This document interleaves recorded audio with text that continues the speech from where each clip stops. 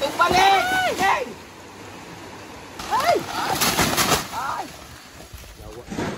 Hi guys, since nagpapaano pa ng tubig doon. So, tingnan natin si Brenda. Dahil i-harvest na niyo yung saging.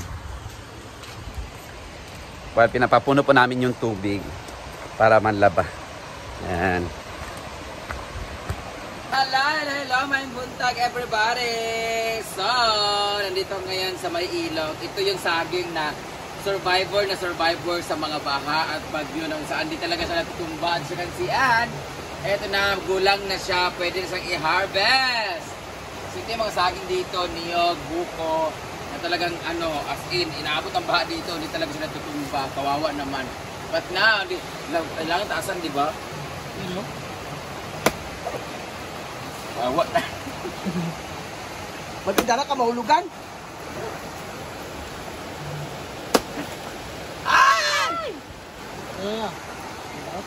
Ay! Tawad dira! Ay! Batong balik! Hey!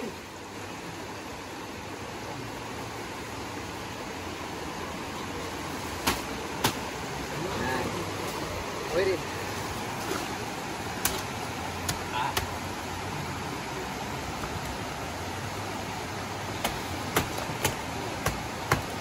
Ay, Ang tago.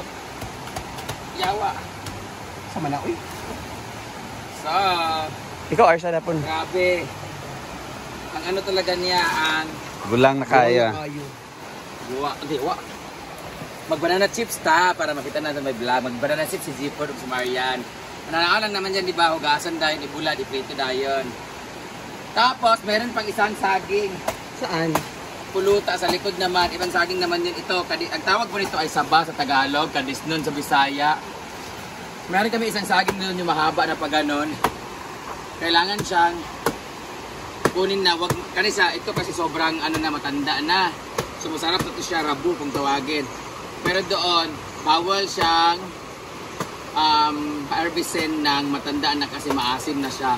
So dapat dili. Ay, awa! Malabig pa. Dapat hindi niya siya papatandain. So let's go. Punta na tayo doon. Picture muna tayo dito ka. Tignan niya ka ng farmer talaga. Sa kabila naman kung saan namin tinanim yung pulutan namin. Ito yung dragon fruit from Amanda. So, dito meron akong tanim dito na saging before. Ang hinahanap ko talaga na saging yung amurado. Yung kulay-pula na saging. Oo. Yun. So, itong saging na to, dito siya nakatanim. Marami na yun dyan. Pinutol namin lahat. Tinanggal namin. Nilipat namin para kasi dyan ito paano tingnan. So ngayon dito tayo sa may fish pan banda. So sa mga nagsasabi dyan, meron ba kami mga fruit bearing trees na mga tanim? Meron po, meron kami. Mansanitas. Meron kami langka, pairatilis. Meron din durian. At meron ding mangga, hindi pa namumunga. Ano pero yan? ito, Yan, coconut. kina Auntie Merlin to. Ito tulang gamo eh. Ito, this is makopa, hindi pa siya namunga. Merong bukado, may mangga, may rambutan. Pero kay Auntie Merlin yan. May buko, kay Auntie Merlin din yan. So dito tayo, meron tayo dito. May sugar.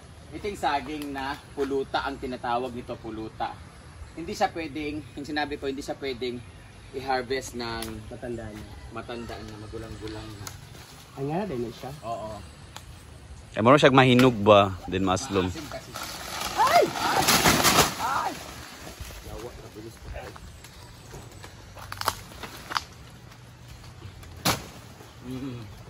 So ito yung tinatawag na puluta. Masarap to at paborito to ni nanay at ni tatay dati. So ngayon, Lamig igay na siya sa ginamos as in malung ang aga. tanim nito ay si Auntie Inday, nilipat lang namin, kinuha, harvest namin doon. Nilipat namin dito para kahit papano ay hindi siya masayang. So ito yung pinaka saging niya, yung click yung picture. Iba, ang tawag nito ay puluta. Hindi siya pwedeng mahinog kasi maasim. Anong tawag dito sa inyo guys? Long banana. Tingnan muna natin. Long banana na siya English.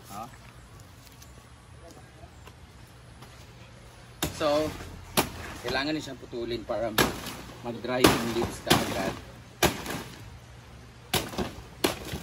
Yan ang masarap dito buhay sa probinsya kasi you can easily get What you want?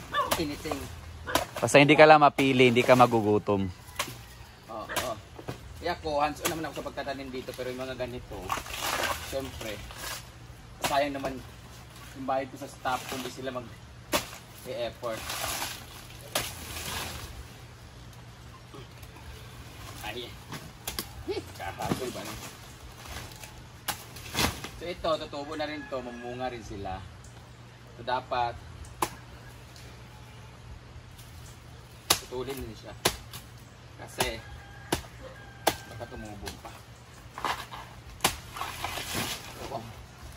So meron tayong mangga, rambutan, and everything. So ngayon, You have no grapes? meron tayong grapes, meron doon, tsaka blueberry, ano man? Berber, ano man? Blue turnip. Mangosteen we have. Ang ganda na saging na to, no? We have mangosteen, right? May ayaw mo nag-focus kay... Para yung sa vlog mo.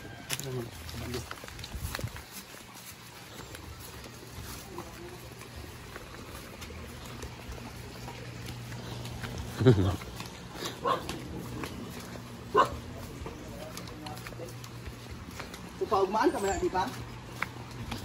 Oh, para sa...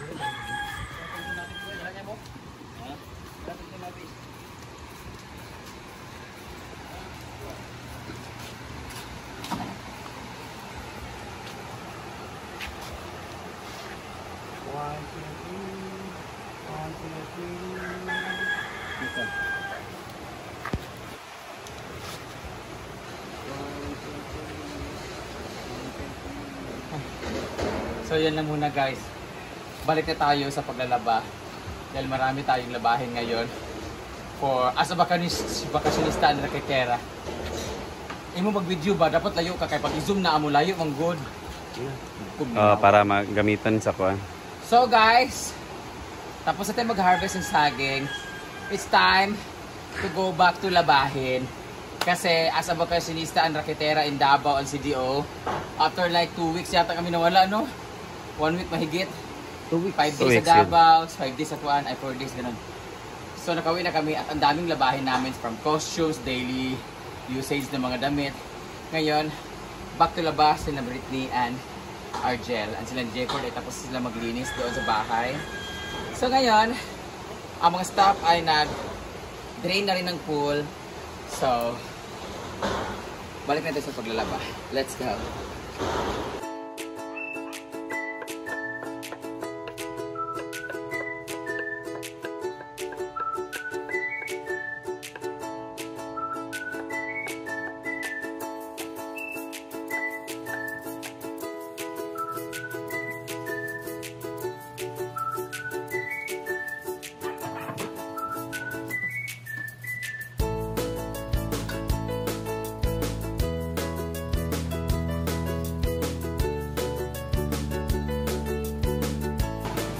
Kaya na guys, yung harvest sa saging ni Brenda, dito ay binabalatan nila muna dito na Marian. Mahirap to balatan guys dahil hilaw pa, madikit pa sa sa may saging yung balat. So yan. And after that, dito na naman tayo kay Jayford para chop siya ng maninipis para din i-dry later. Para gawin siyang banana chips na banana flavor po. Actually, pag magkukuha ng banana chips, habang nagagawin ito, diretso na yun. Dito ba siya ibilad? Hindi na. Okay. So, timplahan mo na ba ng sugar, no?